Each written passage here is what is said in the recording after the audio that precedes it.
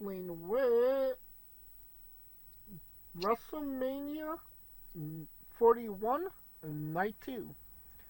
It also took place in Allegiant Stadium in Paradise, Nevada, and the attendance was 60,343. Stone Cold is still counting the heads in the arena. But I imagine That's when he ain't running nobody over with the goddamn cart. I could Jesus Christ. I was gonna say you could subtract one from that for the woman that he murdered in the front row. Now, before we get into it, that night I was at that side. I was on. You know what's funny? Because night two we decided to be at the ramp towards like where the entrance is, like where they're coming down the aisle. And the girl that got hit with it was right behind me. It was like one row behind me. And she had corporate tickets, so they let her shift around and shit.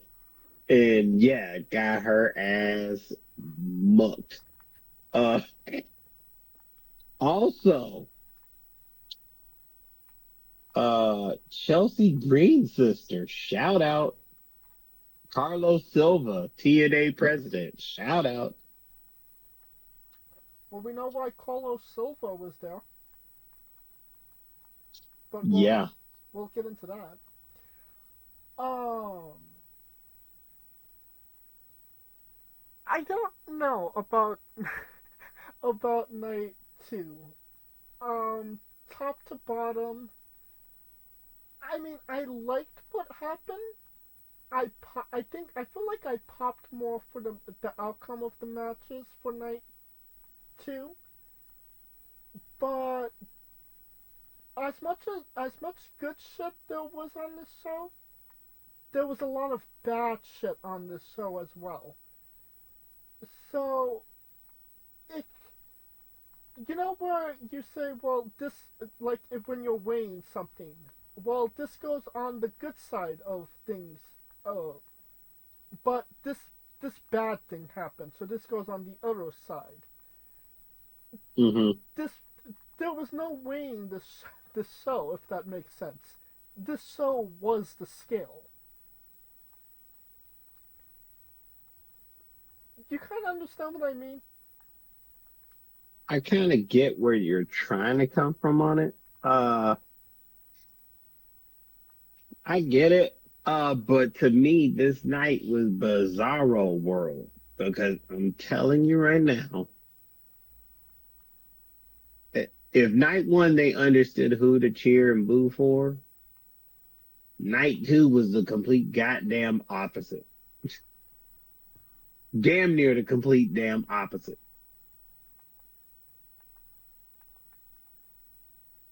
And to me, night two, like I said, the undercard was a mix of good returns and good surprises and solid fucking matches. But the main event just,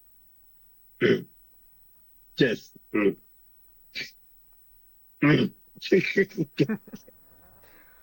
fucking. Well, let's get into it. Match one, Io Sky defeated Bianca, Fresh Princess of Bel Air, and Rhea Riptide to retain the Women's World Championship in 14 minutes and 25 seconds. Um, it was slightly hard for me to get um, into this match because I was having so many streaming problems at the time. Like, it would just keep buffering. So it was a little hard to get invested, but once, the stream chilled the fuck out and I was able to watch it, great match. Good good match. Everybody performed great. And EO 100% deserved that pinfall victory. And I popped so fucking hard when she pinned Bianca. And that over the moonsault when in with those two girls in that position, oh, chef's kiss. It was just it worked, from in my opinion. But what say you, Kaliko? Um,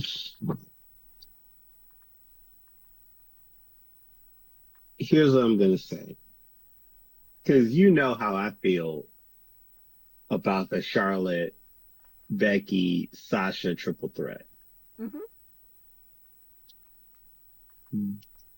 That has officially been supplanted, and I will put this match in the top 50 at any fucking moment. Because if there was a if there was ever a perfect match, this was close to it. Uh, the girls understood the assignment, and it was just, I'm just telling you right now, I have it on the one sequence that I recorded, which was just the greatest fucking thing ever, was when Rhea Ripley went for the riptide, right? Mm-hmm.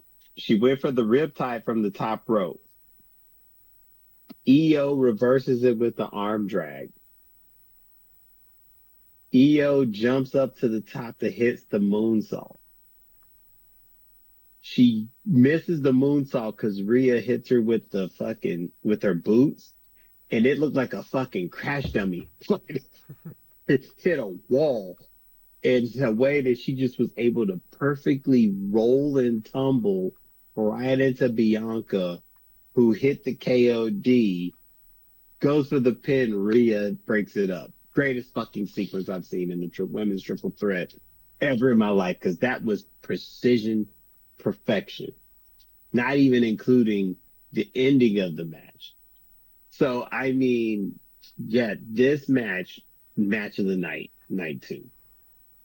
And honestly, the placement of this match was fucking perfect because it got everybody in the mood. Because keep in mind, this is Vegas on Easter. People have probably been there since Wednesday. On 420. On 420. Everybody out there drinking and partying and after partying and going to the shop to get these exclusive drops and da da da da. I'm just telling you, it was a lot of shit going on. And to get this match to start it off, no, this was the perfect, probably one of the best opening matches for a WrestleMania ever. One could ever. This is beating Brian Triple H, to be quite honest to me. One could argue that it could have main evented night one. Not all of them can main event, bro. But this should have. But, you know, Roman shoulda, coulda, woulda. Like Roman needed a 10th WrestleMania main event. Roman's more mainstream than them three girls combined.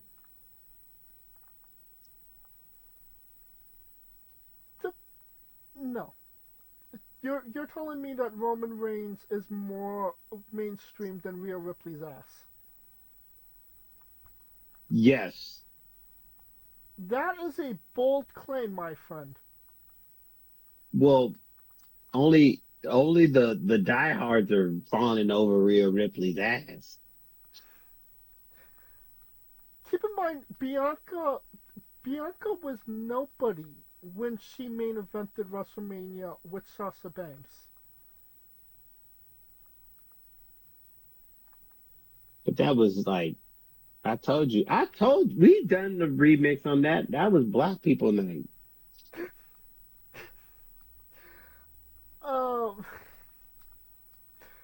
That was ethnic night. Because keep in mind, that same night, probably that next night, Rhea beat Asuka. Bobby Lashley I'm beat just Drew yeah, McIntyre. Drew McIntyre. I told you it was ethnic night. If you weren't white, yeah, you were getting a dub that night. But the next night was an overcorrection, with the exception of Roman.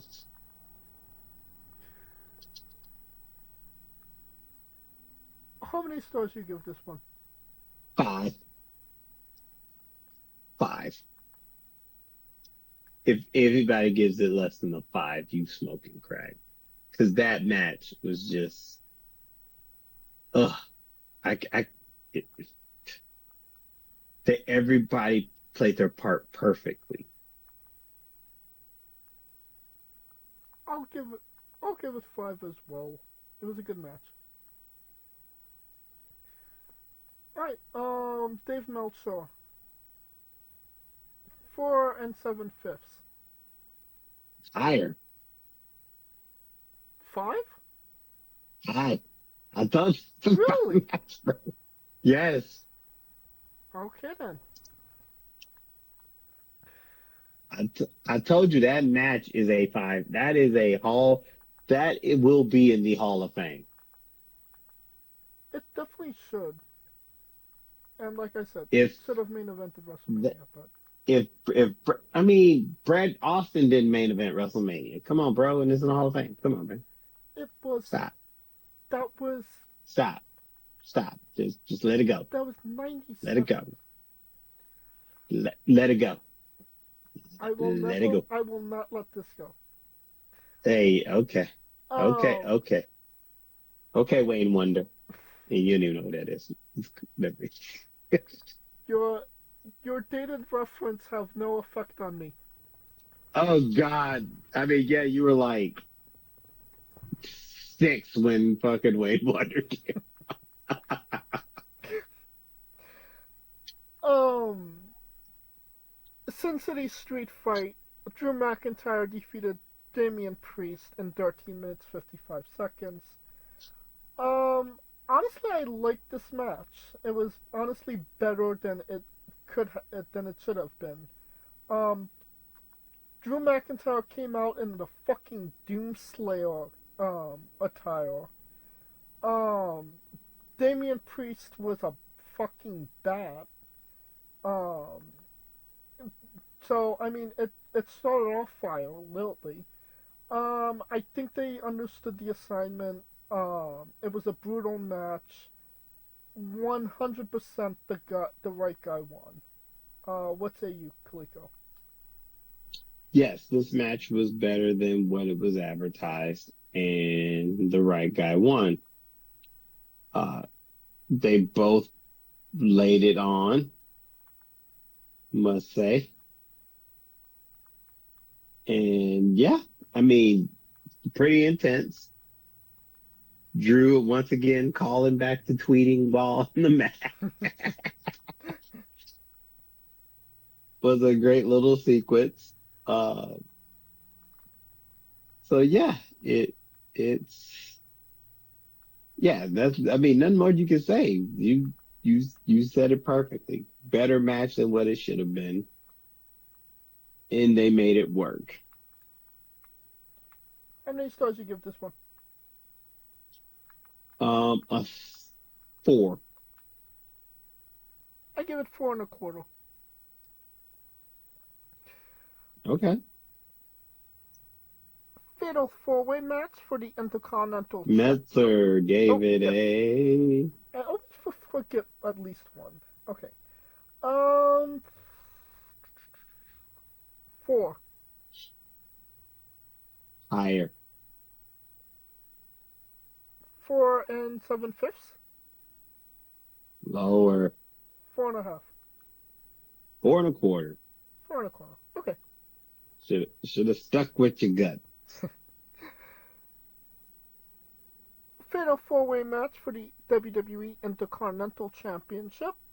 Dominic Mysterio defeated Braun Breaker, Finn Balor, and Penta Elzela Meta to become the new Intercontinental Champion, which is pretty substantial because Braun Breaker had a 129% of chance of winning this match, and Dominic had a zero chance of winning this match. Um, I thought it was I thought it was a really good match. I thought everybody did what they were supposed to do. I feel like the betrayal and the turn on from Dominic to Finn could have been a little bit more intense. But I digress. Um, but I do think that the right guy won. And obviously there are better people for the crowd to boo at this point because they were cheering Dominic like a motherfucker. Like he was their guy this night. I can imagine that that wasn't a good moment for him as well. So yeah, I enjoyed this. What say you, Kaliko? Like I said, that was the beginning of Bizarro World. Because the motherfuckers was here. You would have thought he was the face in the match, not Penta. Just saying. I mean, Loki at this Um, point, Braun was a face as well. I, you might as well have been. Shit. I mean, but I mean, with that being said, the match, it actually, the way it ended, that was a great way to end it because the guy, the story continues with Finn and Dominic, and it's in a subtle way. Because you didn't, I get what you're thinking. You're thinking like a clean break of Finn from Judgment Day. But considering what happened on Raw, it's even better that it happened that way because now it's a slow, simmering break from the Judgment Day for Finn. Because keep in mind, the guy he was advocating for is now on Team Dom. Mainly because it's about the Judgment Day. And this is where Finn, the whole listen to Finn, we win, kind of is coming to bite him in the ass. So yeah, and then Dominic, this motherfucker. So he gets the belt, runs up the rep like a heel, like he snuck the title. He runs right past it, get back in the ring. Yeah, I noticed that And too. Finn had the perfect face though. He had the perfect face. He was like, what the fuck? They were like, "You need to get back in there and pose for the picture," and he was like, "I've never done that before." Oh, it wasn't even that. I just think it was salt in the wound. Personally, it looked like it was just salt in the wound. I mean, maybe, but I get what you I mean, mean. storyline wise, salt in the wound. Yeah, I get what you mean with the, it's a slow burn rather than a clean break. Kind of just wanted a clean break, but uh, I'm willing to let it. No, I'm willing to Finn's let it gotta go. have the jealousy. Yeah, jealousy. That's what it's coming to. Hey, jealousy. And then with JD coming back and being on the side, oh yeah, hell yeah, jealousy. How many stars you give this one? 4.5. It was good. It was really good. I will give it 4.5 as well. I popped hard for Dom winning, so and I was You happy and for him. 60 some other thousand motherfuckers in the building. Yeah, And for the record, night two, yeah, you couldn't find an empty seat in that bitch because it was Cena's last night. So yeah, that makes sense. Um, I think Uncle Dave is vibing with us. 4.5, lower. 4. Higher. 4.25. 4.25. There we go. Now we have Randy Orton's Open Challenge. Say his name and he shall appear. I believe in Joe Hendry. He appeared. It was big pop for Joe Henry. Everybody was doing the rave. Randy Orton looked like he had no fucking clue what was going on. Like everybody was on crack except him. Um, and yeah, Sounds about right. I mean, this it wasn't necessarily a match. It was a moment and Randy getting a W. That's what it was. Pretty much. Yeah, I agree. And that's what happened. I can't necessarily complain about it. Happy to see Joe. Loved the Joe Hendry turn from Randy Orton. That was pretty cool. Um, yeah, all positives on my side. What say you? Considering that the president of TNA was literally the throw in front of us when all this happened, he looked like a proud papa, bro. Even as Joe Hendry was getting his ass beat 3 minutes and RKO'd twice unnecessarily. Uh, uh, yeah, it was a good moment for him. I get it. My only issue with it, because honestly, I'm not rating this. Wasn't even a match, to be quite honest. I just didn't like that Orton easily disposed of Joe Hendry, considering Joe Hendry is defending his championship this tomorrow. Spoiler alert, Coleco Chronicles will be in the building for that. Um, so yeah, that's the only issue I had with it. I called Joe Hendry. I mean, I even have it on my phone. It was like everybody's like looking at the, or, because at this point everybody's recording the rant, and you just hear me yell, Joe Hendry, and Joe his name. Felt like a fucking oracle up in that bitch. Anyways, but it was a great moment. I was out there singing that bitch. I ain't even gonna lie. So hey, it worked. It worked. It worked. I mean, it's not. I'm assuming Dave Meltzer gave it a rating. Um, No, he no, didn't. he didn't. I'm spoiler alert. No, right? I told you it was more of a moment than a match. It was, and it was a good moment. I mean, technically there was a pinfall involved in it. I get what you But it mean. was like 3 minutes. Like, is it long enough to have? I get what you mean. Where it's the TN. He made the TNA champion not look as strong as he necessarily could have. But I mean, it wasn't like they put him in there with Dominic Mysterio.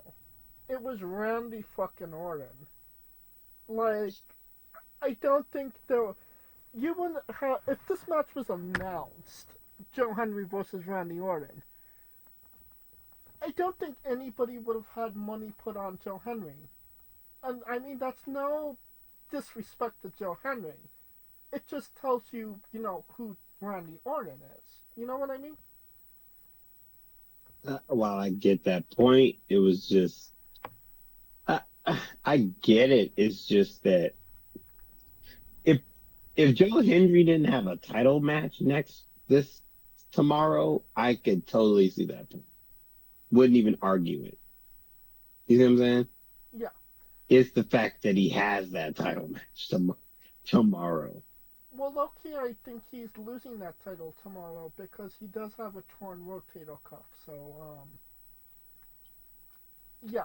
Um, either Kazarian or All Ego is getting a title run, in my opinion.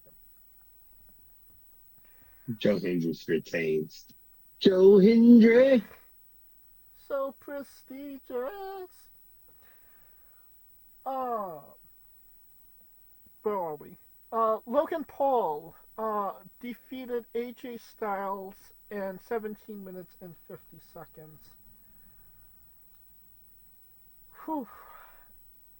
This, I, I'm always going to be a big advocate for AJ Styles. I love AJ Styles, one of the greatest performers of all time. Low key, Logan Paul is a great fucking wrestler. He can put on bangers with the right person. For whatever reason, this match was the drizzling fucking shits, in my opinion. It was just a really bad match. Nothing really connected. It's like a generic. It was just like a generic match with a celebrity in it that didn't know what they were doing. And AJ had to limit himself in order to compete with that celebrity. It just. Mm-hmm. It didn't click. And I'm scratching my head thinking, what the fuck went wrong? You know what I mean? You're trying to think, where did it all go wrong? Well, maybe you have a different opinion I on it. I think how can I put this? I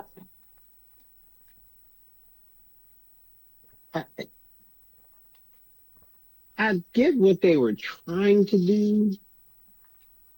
It was just a matter of not executing it. To me, anyway.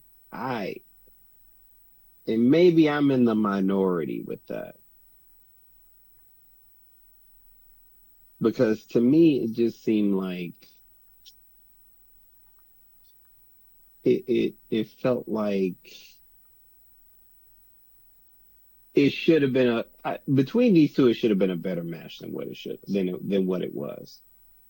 So you agree with me I on mean, that? It should have been a better match. yeah, but keep in mind this is what, a returning AJ Styles. He's had So matches since he's returned. he's had matches, but I mean, it's weird because when you think about his WrestleMania matches, his best matches, Shane Shane McMahon.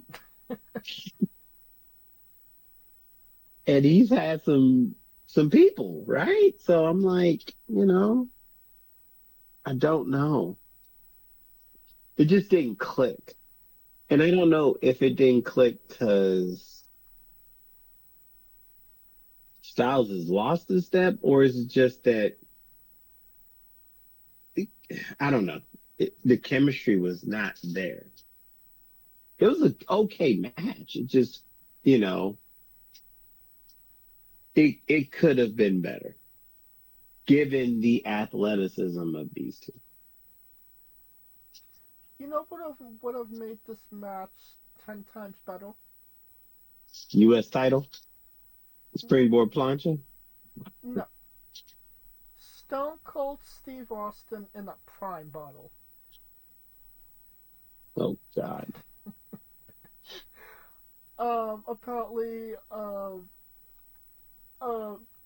Logan Paul offered Stone Cold Steve Austin $1 million to appear as the prime bottle, to accompany him to the ring for the match.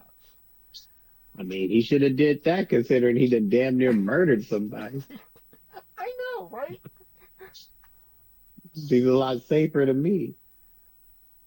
I mean, even Logan agreed with that. Like, he said no so quickly to it. Like, he didn't even consider it. Like, bro, it's $1 million. And it was like, and it's not like you did anything better on the show. You almost murdered that goal. Like, well, damn, kid, got him out of my ATV. And not to mention, he got lost on the way to the ring. Not his fault. But, hot damn, kid, ran and hit that bitch. Somebody was enjoying 420 a little too much.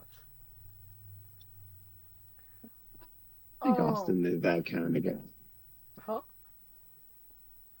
He's not that guy. He probably was too drunk off beer. I'll give you that. I think Stone Cold. Only person to get a DUI in Vegas and live to tell about it. The other story that came out of this match was obviously Karrion Cross. Tried to interfere. Um, Spoiled by AJ Styles. I think it was the next night. He did a shoot promo, a walk shoot, if you will. Um, just saying that he's tired of being the good soldier because his time gets cut, his friends get laid off, he gets laid off, and he doesn't have a match in his hometown of Las Vegas when the crowd is obviously wanting him, and you know you're picking outside people to wrestle Randy Orton when you have talent in the back that work for the company. I mean, he's not wrong, but I don't think he would have got as big of pop as Joe Henry. I digress. But it was the first time I actually saw something in Karrion Cross that you're always telling me he's good. He has impact. I've always told you it's never worked for him. It never got him over.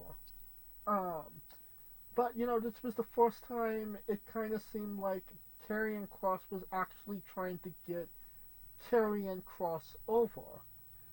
Um, Thought it was a solid promo. What say you, Kaliko? I mean, even his wife was like, "Hold on, son, chill, chill, son, chill."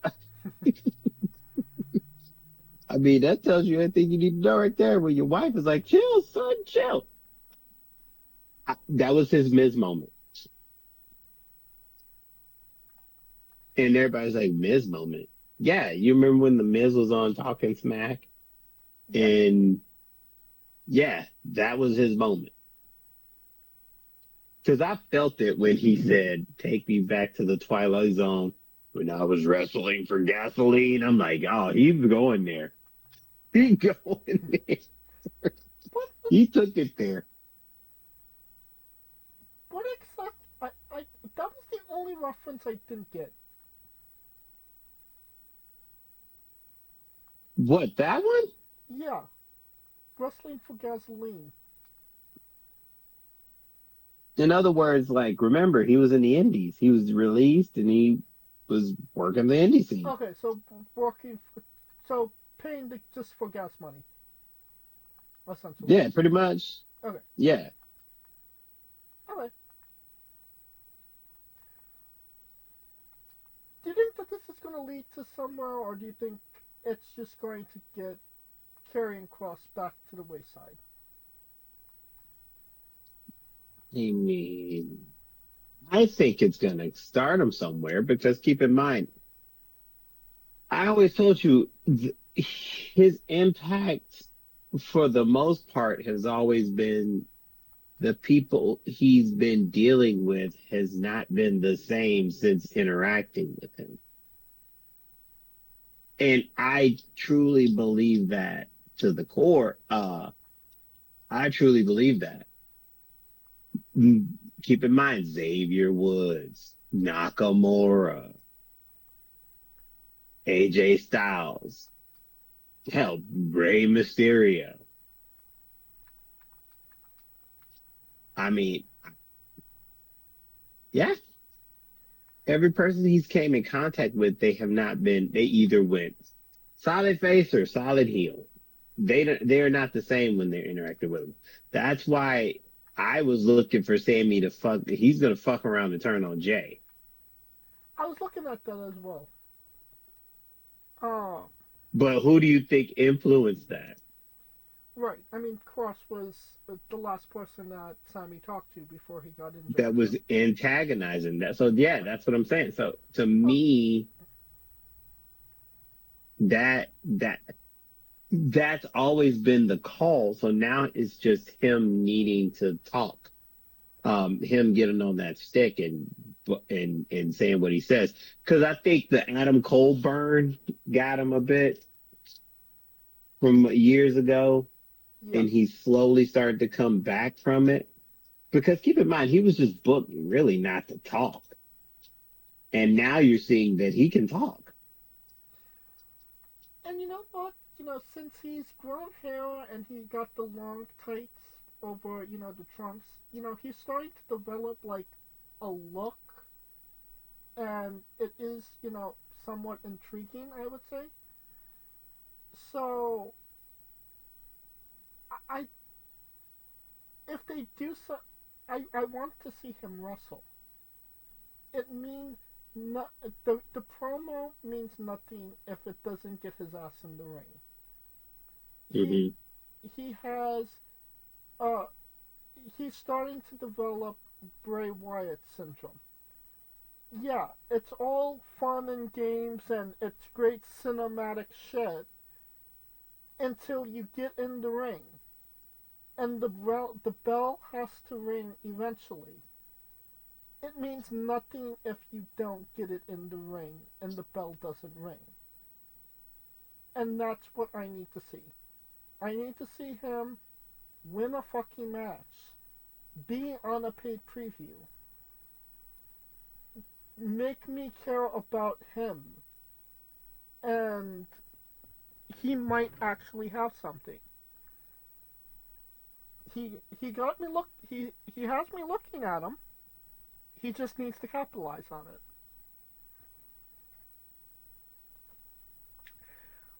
But going back to this match, so Logan Paul and AJ Styles, how many stars you give this one?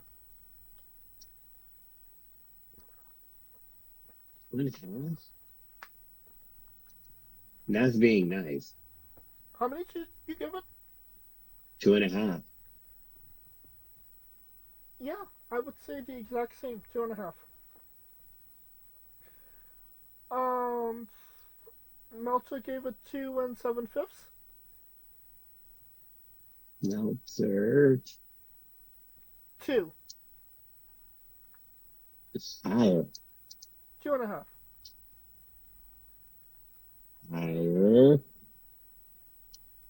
Three, 3.5. 3.5. Yeah. Maybe he saw something we didn't. Alright, we have Lara Valkyria with a returning Becky Lynch replacing Bayley. To defeat Liv Morgan and Rachel Rodriguez to win the tag team, the women's tag team championships in 8 minutes and 40 seconds. Um, Great pop for Becky, great return for Becky, solid match. Liv looked fire. No complaints. What say you? Oh, Liv looks fire, all right. Um, I have this weird conundrum with Becky. Mm-hmm. Well, I know what it is, but it's just weird because Becky's been doing the same thing that everyone accuses Charlotte of doing, but yet she gets no heat.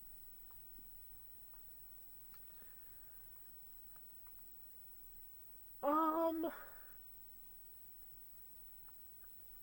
I get what you mean, but if you watch Monday Night Raw the next night, you you understand what happened. You just needed to let it cook rather than take it for face value. I think the face value was get your biggest star to get a pop, and that's what it did. And then they corrected course the next night. You know what I mean? Sure,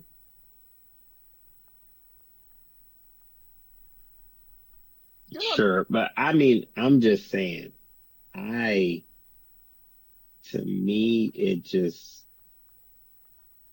seems crazy. But with that being said, back to it's just weird that, Charlotte get all this heat for being in title matches and Becky does the same thing in them. And I get it because Becky has a cult like following.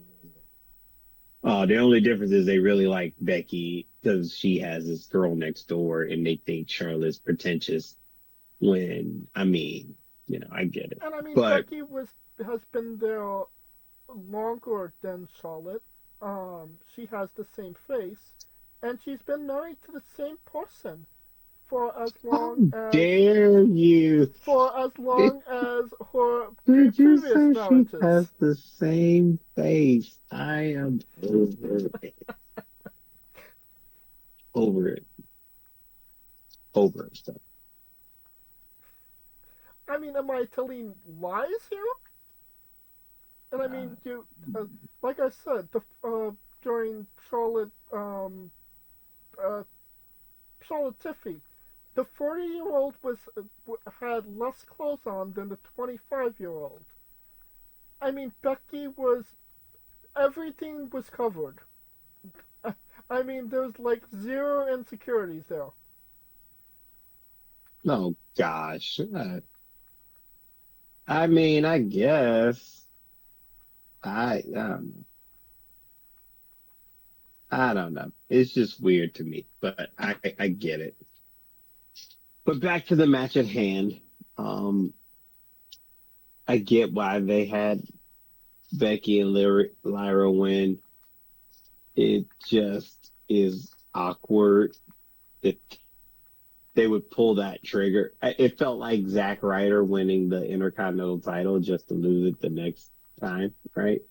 Yeah, that that one definitely didn't make any sense. But Neither does this one. I get why they went to do it, but I also feel like, well, not even feel. I think it sacrificed the most consistent person in this whole thing, in the WWE of that at that time, which is Bayley.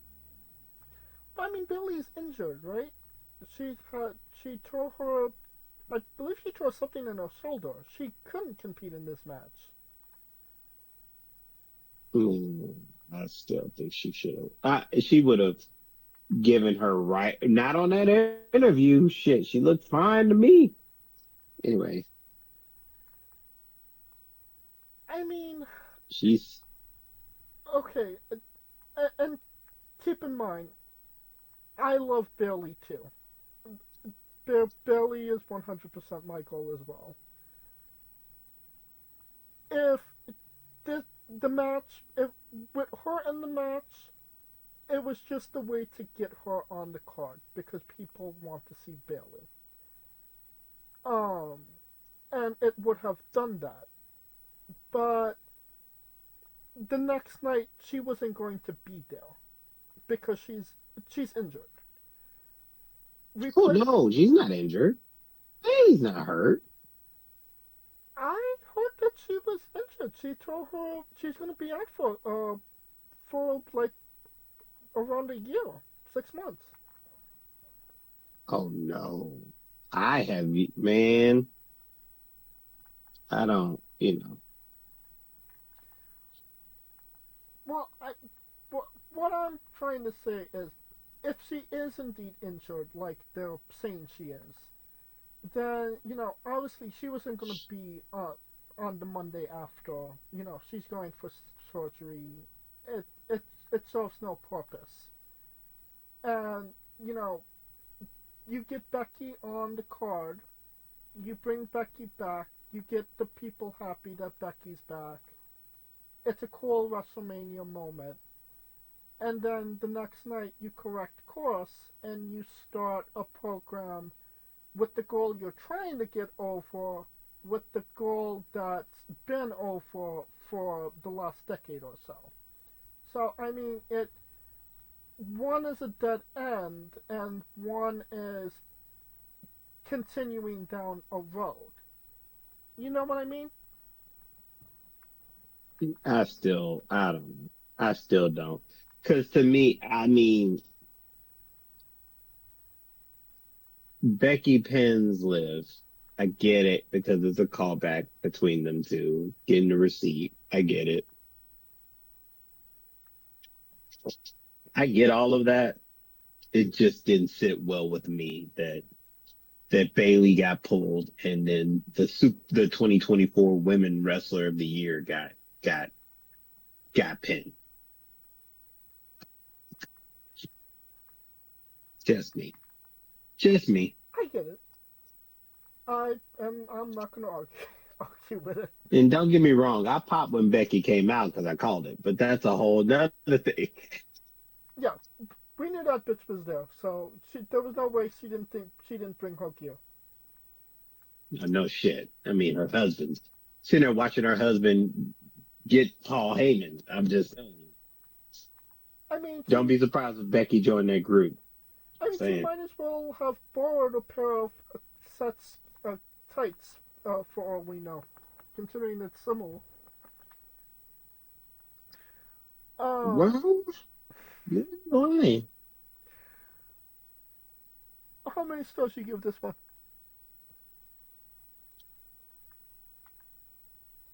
The match itself or all? Uh,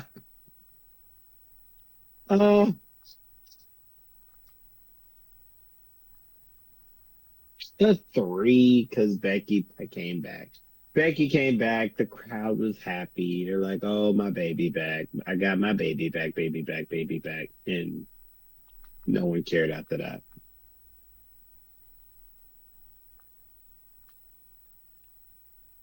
I give it. I give it 4.5. I love Becky Lynch. Damn, I give it. 4.5.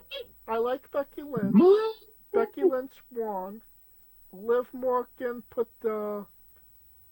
was putting the bakery at task. Um, solid wrestling. I'm good. I was ready to go. I was ready to end this so happy, and then it just kept on going. But I digress. Yeah, yeah. Dave Meltzer gave it 3 stars. Uh, yeah. How many? 3 stars. Lower. 2.5. Lower. 2. 2. Okay. Then we have the main event, the last match, the thing that ended all of WrestleMania. John Cena defeated Cody Rhodes to become the undisputed WWE Champion in 21 minutes and 40 seconds, surpassing Ric Flair's 16 World Championships by becoming the 17-time World Champion. Everything, in my opinion, was mid. John Cena, I mean, you're in fucking WrestleMania and you literally just walk down the ring, like, no action, no nothing. Cody's entrance was mid. The match was mid. Fuck Travis Scott. A big fuck you to The Rock. It was just lacking in every fucking department. It could have been so good, and it was so ass. What say you, Kaliko? Okay. Okay. You're getting geared up. You got a lot to say. Yeah. Yeah. This is where. This is where. Remember months ago when I said you better have Cena turn heel at Mania because it wouldn't make sense for Cody to face Cena given the fact that everyone was going to be cheering for Cena. Yeah. What did I tell you? Mm-hmm. What did I tell you? I'm just gonna put it this way: The Rock fucked Cody so hard, and I can see why they would. He fucked Cody over. There's no other way to put it because this story, him putting himself in that story, changed the trajectory of the story. Him putting himself in the story is the reason why the WrestleMania tickets were fucking so expensive because the anticipation of him possibly being there Mm-hmm. was the story. Also, keep in mind, it was supposed to be Las Vegas. The only reason Las Vegas got this WrestleMania, over Minnesota was because The Rock was supposed to wrestle Cody at this Mania, and he didn't want to do it in fucking Minnesota. Do you see my point? Yeah, So, it seems like he but fucks this is everybody where over. no, because the problem is that Cena is not the heel in the story. The heel in the story is The Rock. That's who the heel is. So this is what I mean when I say they fucked Cody so hard. So you got your baby face, who probably for the year was the most popular wrestler in this fucking company, and bar none. Mm-hmm. You have him going against. Now, I'm just gonna just raise your finger as I say this. You have him going against John Cena, who's on his farewell tour, who is a heel, which is the reason why people even wanted him to turn, who's doing the one thing that people have been begging him to do since fucking '03, and he's going for the fucking the record. It was impossible for him to leave as champion that night. It literally felt like, you remember when 9/11 happened? Yeah. And you remember when they had the first pro games in New York after 9/11? Yeah. Do you remember the first game the very first game that happened post 9/11 was the New York Mets versus the Atlanta Braves. And I'm a Braves fan. I knew good and damn well there was no way Atlanta was going to win that game because the world was behind New York. That's exactly what they did to Cody. There was no way he was going to win that match because even when he came out with the Iron Man mask, which is reference Iron Man dies. Uh, Spoiler alert. Spoiler, no. Cody died, Iron Man died, the whole thing. So they cheered him in the music and then they just booed him in the match. And that is only secondarily in crime to the biggest fucking hypocrites of all. who is us, the fucking fans. We are so fucking hypocritical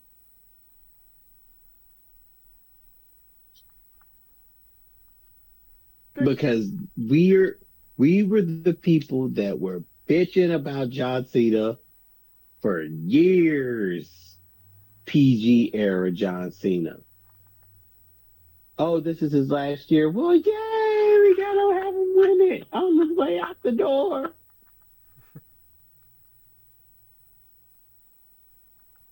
We're hypocrites. Mm-hmm. Well, not you and me. The I huh? not you and me. Oh, the general, yeah, the fan base, wrestling fans. We're hypocritical. And the simple fact that when Cena cut that promo Monday, he even said Cody Rhodes, and everybody booed Cody. When the heel is calling y'all heartless bastards, you got a problem. Oh yeah.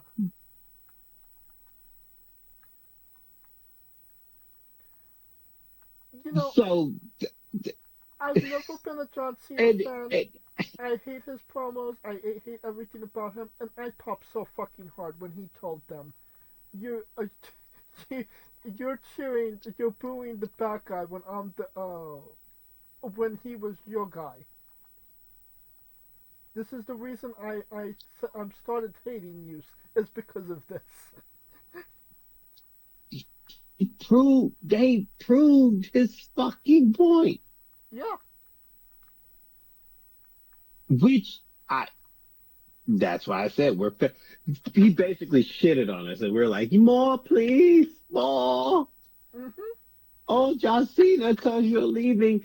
And the other thing the WWE did, this is thirdly, WWE, you fucked Cody over because you got John Cena, who is just turned heel on this fucking farewell tour, and you're still fucking selling merch. Do you know how much shit John Cena had at the merch store?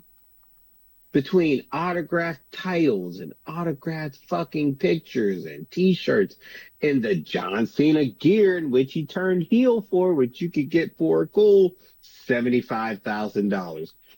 For a cool $25,000, you could have ate dinner with John Cena. You're not, you're telling me he's a heel, but he's not doing the heel shit. And that is a big problem of itself. Because say what you will, there are some heels that may not get popped.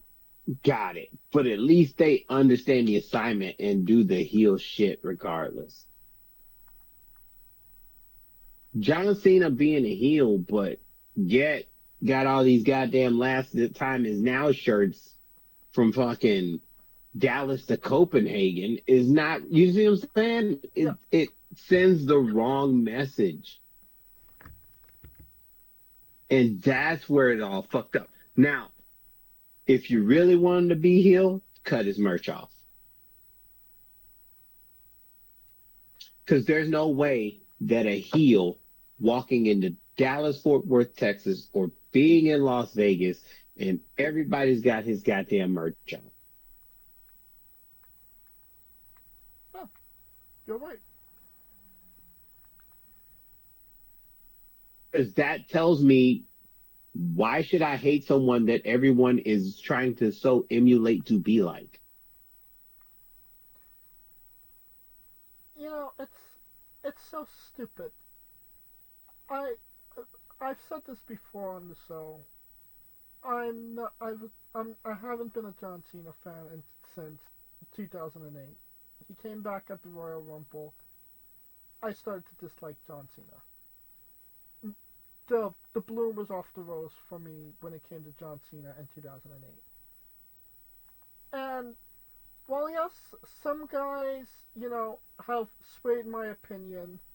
Um, you know, I'll cheer this guy for this match, or I'll cheer this guy for this match, yada yada. I've never wavered on John Cena. I don't like John Cena. I haven't liked John Cena for a very long time.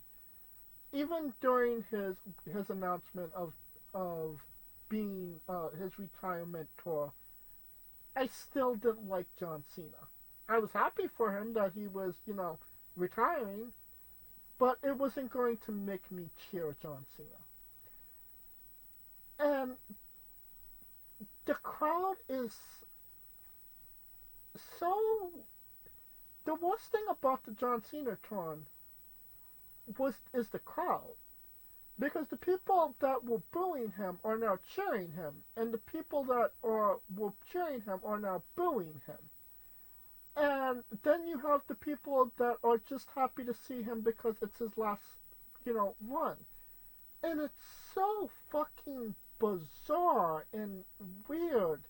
And it Yeah, makes it's Bizarro World. no, It's literally Bizarro World. it makes like no fucking sense. Like, and his promos make sense because the only thing that's getting me on John Cena's side at this point was that promo on Monday. Like, he spoke the truth. Like, he was the face and the crowd was the heel for booing Cody. And he was like, this proves my point. You're doing to Cody what you're doing to me. And that's why I'm doing to you what you're doing to me. And it's just, it doesn't, I've never been so confused when it comes to a heel turn. Because Blame The Rock. because The crowd is Rock. just so weird This about one's on it. The Rock, bro. It's on The Rock. Mm-hmm. Because of the simple fact, if The Rock didn't stick his ass in there in the first place, if Cena turns heel at Mania, like I said, it's a totally different story. And yeah, and Totally different story. The Rock, If he had to did that first kick in the nuts at Mania, and then he started like doing his little shit, slow and behold, and the crowd is confused because of the fact of how could you and da da da. I'm gonna tell you a quick little story because my son cheered for John Cena in this. John Cena turned heel at the Elimination Chamber. He was starting to cry and like, oh my God, bro, I can't stand John Cena. I broke it down better than the fucking storyline. And he looked at me and was like, okay, that makes sense. Because all you want to know what I told him? Well, John Cena right now, he's sitting up here and he's so desperate. He's just desperate to break the record. He really wants to break the record so bad. He wants to win that 17th championship so bad that he's willing to do whatever it takes to get it. And in this case, it's going against the very moral fibers of what he's doing. And he looked at me and was like, okay, I'm still in. A 9-year-old got that.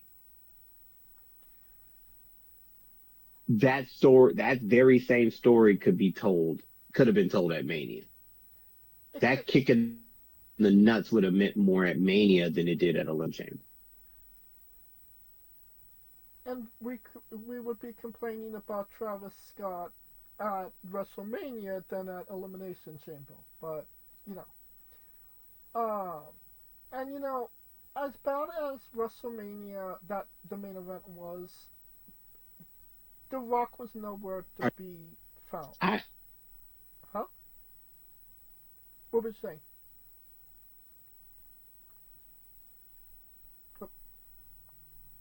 So The Rock was nowhere to be found. He could have. Yes, he wasn't there for literally the long run of the rivalry. He could have made up for it by being there to see the rivalry through. He was the catalyst that made John Cena turn evil. And he wasn't fucking there. And then he has the goal to say that he has the Rock has the goal to say, well, I would have done things differently. Bitch, you wasn't there to make it better. You wasn't there to get the crowd on Cody's side. You, like you said, you fucked Cody, and I legitimately think that The Rock has a problem with Cody Rhodes. Like, really, honestly, like, everything he does is to undermine Cody. If you were a part of the creative and you said I would have done things differently, sure, 100%, you have that opinion. But when you don't even fucking show up for the show to see what creative is, and then you say I would have done things differently, fuck you. I think it's a Triple H problem. I bet Triple H had to take like fucking chloroseptic or fucking Robitussin or heart palpitations or some shit. Because it makes no sense. That's why it's like everybody's mad at Triple H, and I'm looking like the Triple H that y'all are expecting to make the decision is not the same Triple H that, you know, because keep in mind, he had to make chicken salad out of chicken shit last year. Right. And then this year, he got undercut because The Rock shows up to Toronto because they want ticket sales rather than just letting the story play out of mentor versus mentee. They literally could have told the story of how, hey, John, you were there when I won this thing. But I'd be damned that I'm going to let you take it away from me. And John Cena could have channeled his, I got to do whatever it takes to make sure that I'm coming out with this title. Right. And then boom, he does it. Simple. You know, Doesn't fuck Cody over. Doesn't make Cody look weak.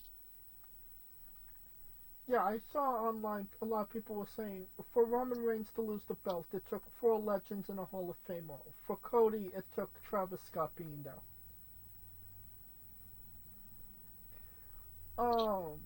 But Travis Scott is not willing to take a bump. See, that's the difference. Well, I mean, he's not a walker, so so I mean, Travis wasn't taking that bump. huh? Who would have took the bump? The motherfucker. I ain't drunk. He was waiting on a bitch, but he ain't taking that. Well, you know, shut on Travis Scott all you want.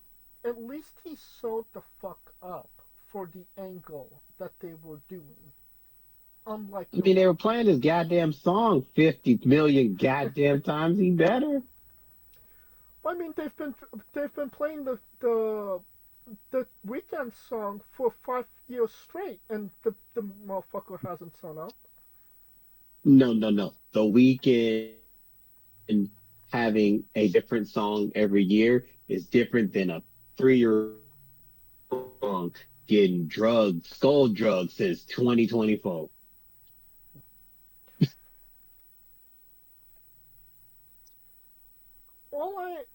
What I feel is I'm not going when The Rock shows up on my TV. I'm not going to take it seriously because if he's not going to see the storyline through, there's no point for him showing up or doing anything. And it can't just be convenient. It can't be when he wants to show up and it being convenient. It has to be when he needs to be there for the important moments.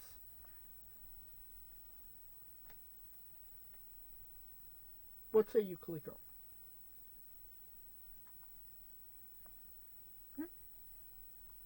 Did we lose Kaliko?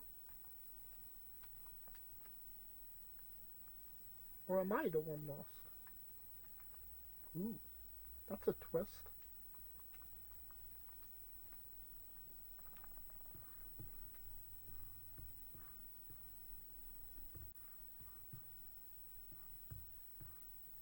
I honestly shouldn't be further from the truth. He needs to stay away from a 10-foot pole because he's single-handedly screwed this main event. I mean, and everybody's like, well, they still had to go and perform. Yeah, but the performance would have been different if it was based on a different context. And if it was Travis Scott and The Rock fucking Cody Rhodes, it would have been the execution would have been a lot Yeah, better. if The Rock had came out and fucked him, everybody could have been like, okay, we get it. You have a thing against Cody, and you know what I mean? Right. But not even that.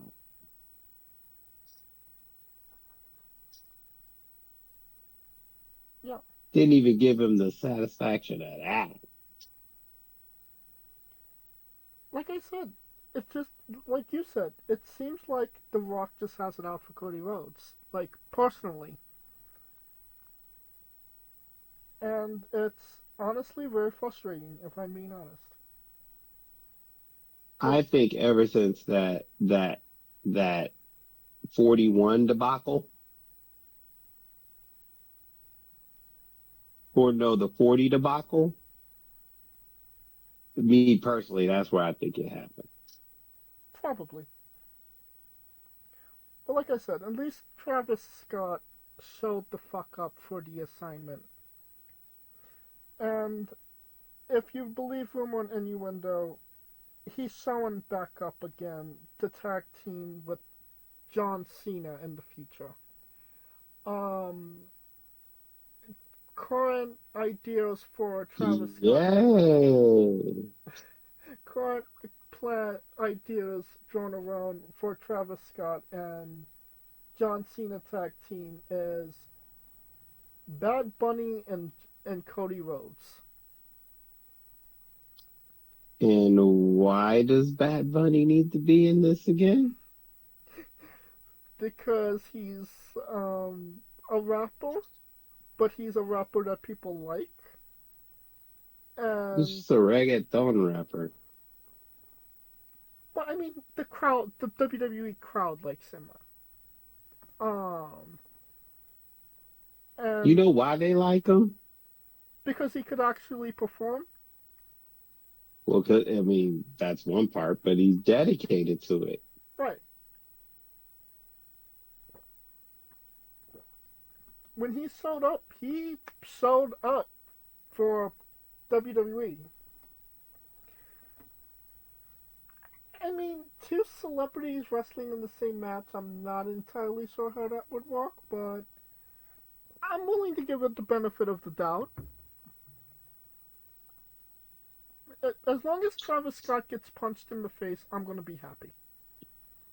Fuck that. They lost all my benefit of the doubt. But it's not. Well, no. Triple H lost my benefit of the doubt. Because, I mean, The Rock has lost my benefit of the doubt. Because that makes no goddamn sense what he did. No, definitely agree with that.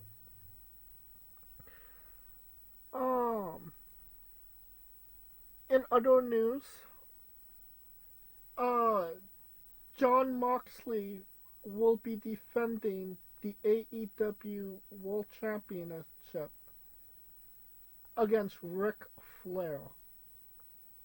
Ric Flair will be going to tie John Cena's 17-time record.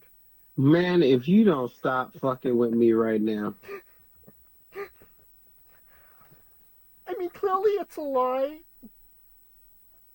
but I mean, you was believing me there for a minute there. There is no goddamn way Ric Flair, old ass, 90-year-old. I mean, Terry Funk did it, so I ain't gonna put it past him. Jesus Christ.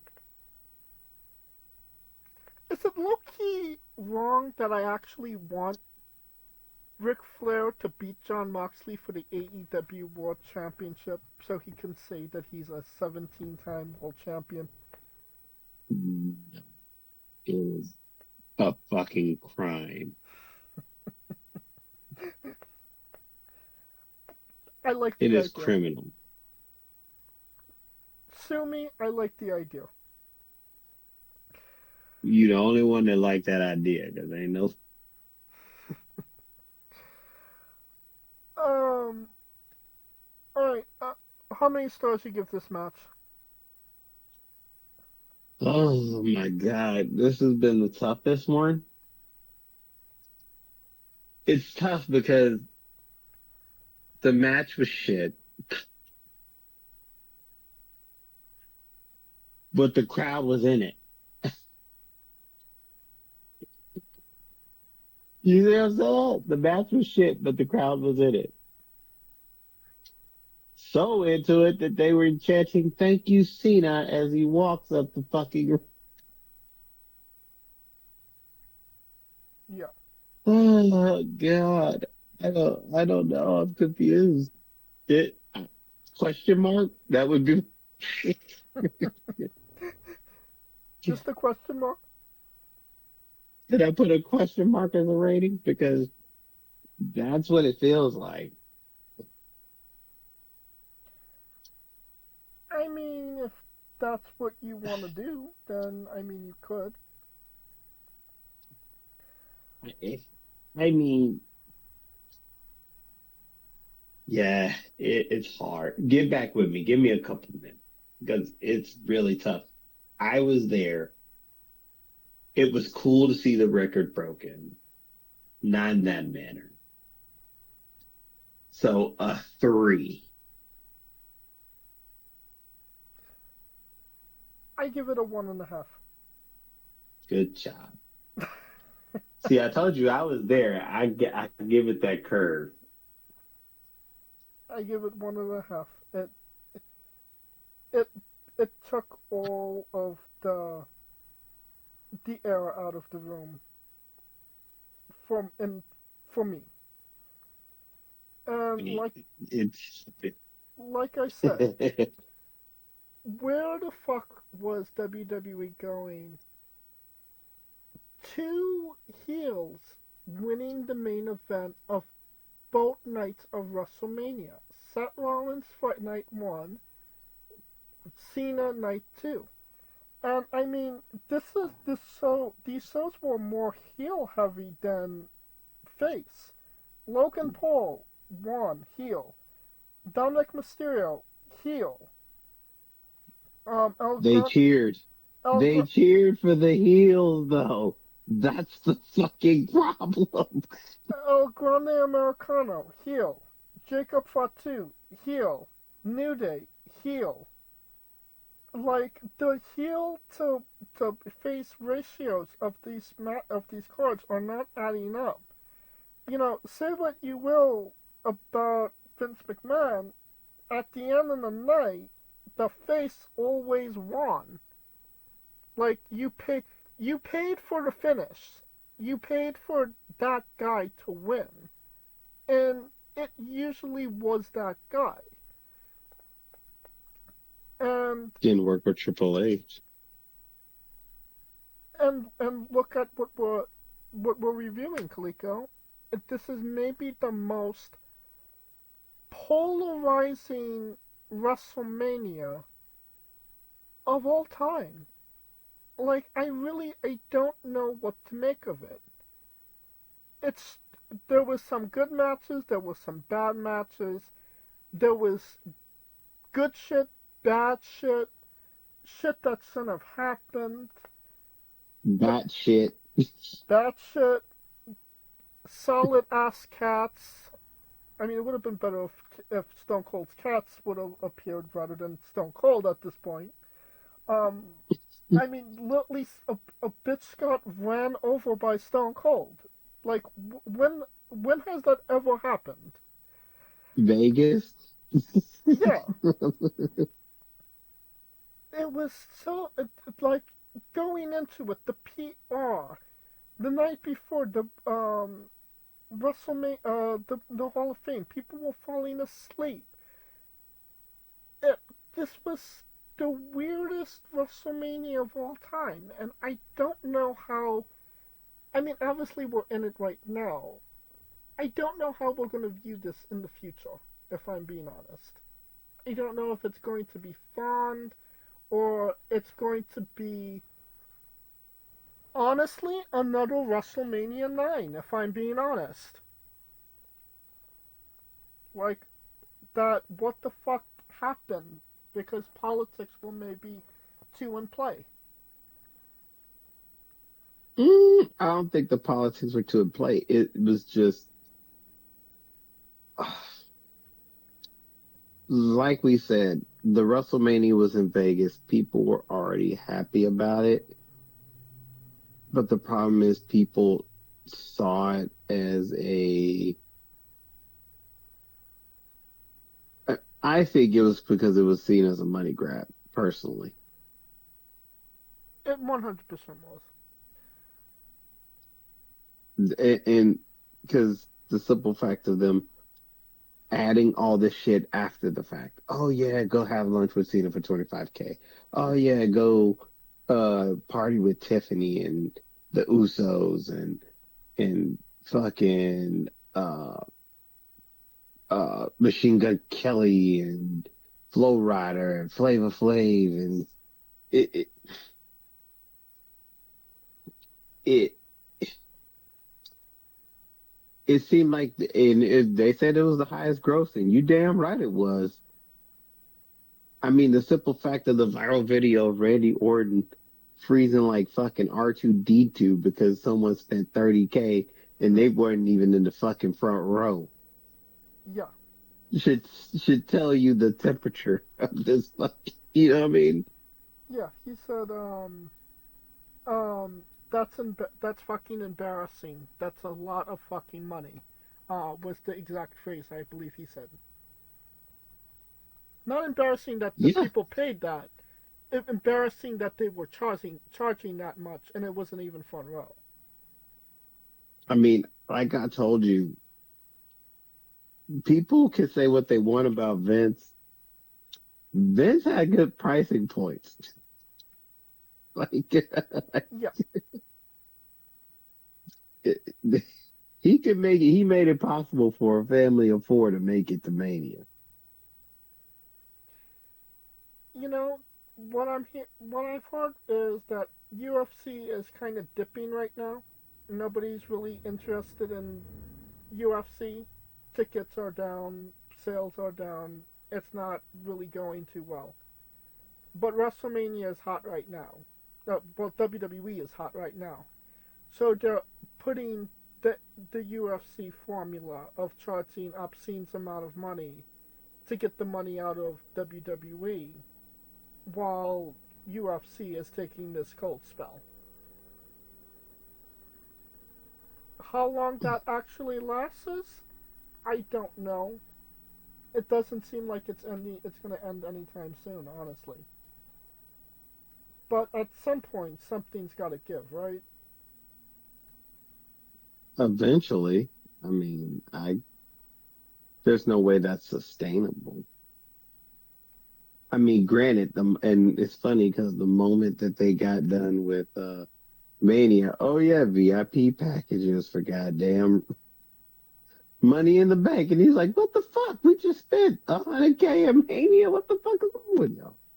Yeah, and then show up in November to Petco Park for Survivor Series. You can bet your ass I'm showing up to Petco Park for them. I know you will. It's too fucking close not to. You know, Sorry, if it rained sorry. on you in Florida, I can't imagine that it's going to rain in an open field in damn near December for Survivor Series. Now, raining season is now. You should know that. Mm, I mean, December, January, February, yeah, there's a lot of rain, I would say. Well, there has been. Really? Yeah. I mean, maybe it's different weather. I mean, you're pretty. There's a good amount of distance between us, so I don't maybe. know. San Diego, it really don't rain like that, but I mean, I could be wrong. December for sure. December, it's a crapshoot. You can, yeah. Well, I mean, it's November 29th, so it's literally the cusp. Uh, nah, I think it'll be fine because if it rain, because it doesn't rain during bowl season, so they should be okay. Well, so night two, show as a whole. Thumbs up, thumbs down, thumbs in the middle. Middle, because that main event fucking murdered it. It mur- th- that match at the beginning couldn't even save that shit because it's the taste. Because even say what you will about the Punk Rollins and Roman match, it didn't leave a bad taste in your mouth. And it wasn't the last thing you noticed. It wasn't the last thing. Because there's more wrestling the next day.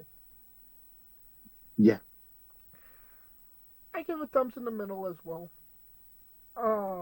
Like I said, the good shit was good, but the bad shit was really bad.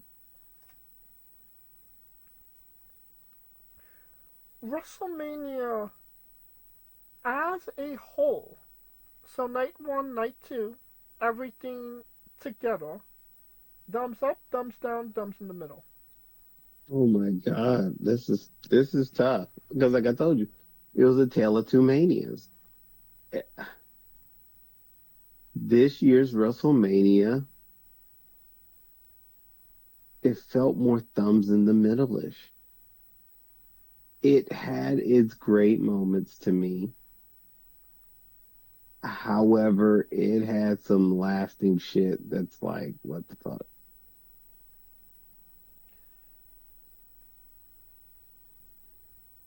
So you think the good shit wasn't enough to outshine the bad shit? I mean, let me put it this way. So let's put it this way. Cena, Rhodes, bad shit, right? Mm-hmm. Rhodes, I mean not Rhodes, but Styles, Logan, bad shit, right? Mm-hmm. New Day, Raiders, bad shit. Mm-hmm. I don't think who else is on there. We have Gunther and Gunther Uso was okay. okay. New Day Viking Raiders was bad. Jade and Was Naomi bad. We was good, I would say. was good. Uh-huh. Jacob Knight was good. Good. Uh, Americano and Phoenix. Okay. Tiffy Charlotte. Good. Seth Punk Roman. Great. Ioria Bianca. The best. Dominic Braun Balor Penta. Good. Randy Henry. Really good moment, but can't really determine. Logan Paul AJ Styles. Not so good. Lara and Becky Liv Raquel. Indifferent, but Cena Rhodes. not good. So WrestleMania as a whole, you're leaning more towards thumbs in the middle. Damn, the way you said that, the three back, because that ending, like you say, like we always say, man, if the steak is bad, you can have all the good French fries you want. Like it doesn't mean anything because the lasting moment is that Cena is sitting up here trying to get booed, and the crowd is yelling, "Thank you, Cena," as he walks his ass out the door. Literally, he could have walked up the ramp flipping them off, and they were still be yelling, "Thank you, Cena."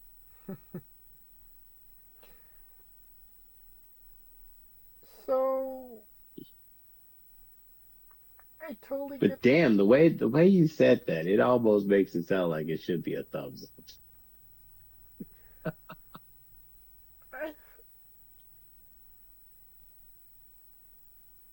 I'm I'm torn between giving this an Orange Cassidy thumbs up because it's definitely not a full thumbs up, and giving it the thumbs in the middle because I could say, okay, well, there was a lot of good things that I liked, but the two main events left it to be desired, and night two had a lot. Well, it had a lot of good things. It had a lot of bad things, and like I told you, I keep putting like one thing one marble on the positive side of the scale. Then I put one on the negative side of the scale. Then one on the positive. And this WrestleMania was the scale because it was so the the bad was so balanced with the good, and it just makes my brain hurt at this point. Yes. Yes, it makes yeah, I'm literally like, now granted, don't get me wrong, as I look at this Cena chair I got, uh, yes, I walked out with both of these bitches. I'm And so you know what? I think that that's going to be my answer. It's not thumbs up. It's not thumbs down. It's not thumbs in the middle. This WrestleMania was the scale. it was the scale. Okay, that makes sense. So your thumbs in the middle. I'm the scale. Yeah, I mean, yeah, because that main event pulls it, bro. Like, I can't sit there and yell AEW. I have to keep it consistent. If AEW had a bad main event and it pulled it down, WWE is just as guilty. Very much. Where would you rank this WrestleMania compared to other WrestleManias?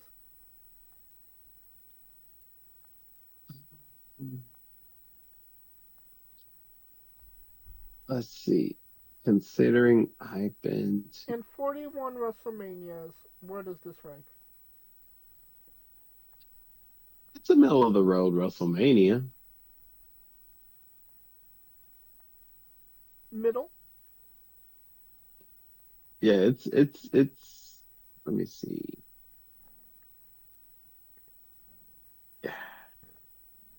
Out of the 40, I could say it could make top 20, probably 20. I would agree with that. I would say 20. So this would be this one would be this, like I said, the scale of dividing the bad WrestleManias from the good WrestleManias. Although that triple threat's going in the Hall of Fame. Mm-hmm. You could bet your ass. Io, Bianca, and Rio. Rhea will be two-time Hall of Famers.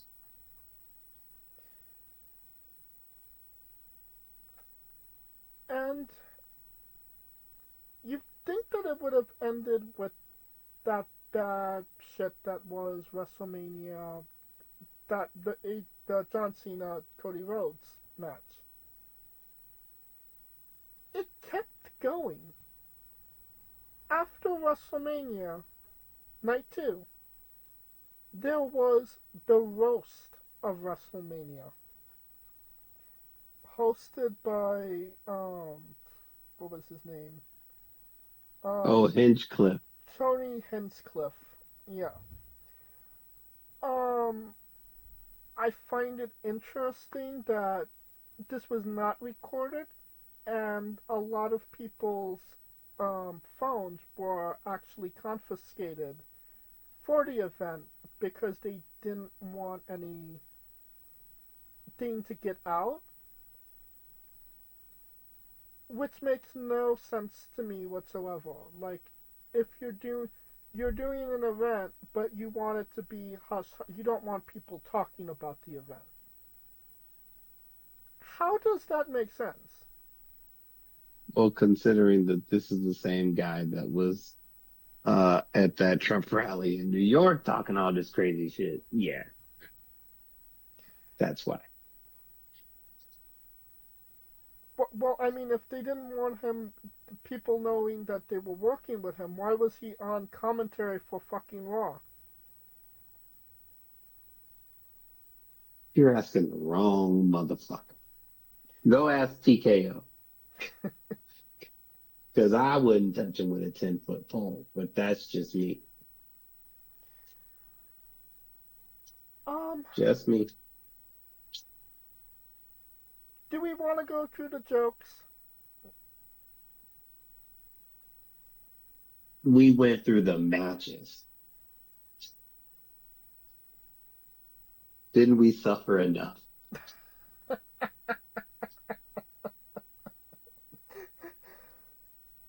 Fair enough. That will conclude our coverage of all things WrestleMania. The lead-in, the Hall of Fame, Stand and Deliver, Night 1, Night 2, the Raw after. NXT was in Vegas on Tuesday. Like, they couldn't have drawn that out as more than they could have. But I will say this: Liv Morgan and Raquel had a banger match with Gigi and Paxley. So there's your review of NXT that night. The hell looked good. Yeah, and I mean Stephanie Raquel always looks good. I mean, so much that Booker T turned on Roxanne. So I mean, that tells you all you need to know. But yeah, that will conclude this episode. Next week on the show, we'll have a review of TNA Rebellion. Couldn't really do a preview this week because WrestleMania. Yay. Yeah. But thank you for watching. If you like what we're doing, please like, subscribe, comment. But on YouTube and Castbox, this was sponsored by Rogue Energy and Player One Coffee. Join us this Monday as we interview Ahimo, Tuesday Bino Blue, and Wednesday Joya. And follow the show at Wrestling with E, but on X, Twitter, and Instagram for information on who we're interviewing, when we're interviewing them, links to those interviews, and so much more. Follow me personally at JamesJ993. Where can we find Kaliko? I mean, I am Kaliko, and I'm the Kaliko Chronicles. Will be chronicling Joe Hendry winning and retaining the title at Rebellion. Let's hope so. And you might even see the debut edition of James's Journey of Joe Hendry losing that title at Rebellion. Oh. Oh, Lord. I don't fucking know anymore. For Kaliko Yachts and Scooter Dust, I'm James J, and this has been Wrestling with Entertainment. Hey folks, this is the Colossal Mike Law, and you are listening to Wrestling with Entertainment. Enjoy the show, support these guys. We appreciate it very much. We'll see you at ringside. Hey folks, this is the Colossal Mike Law, and you are listening to Wrestling with Entertainment. Enjoy the show, support these guys. We appreciate it very much. We'll see you at ringside.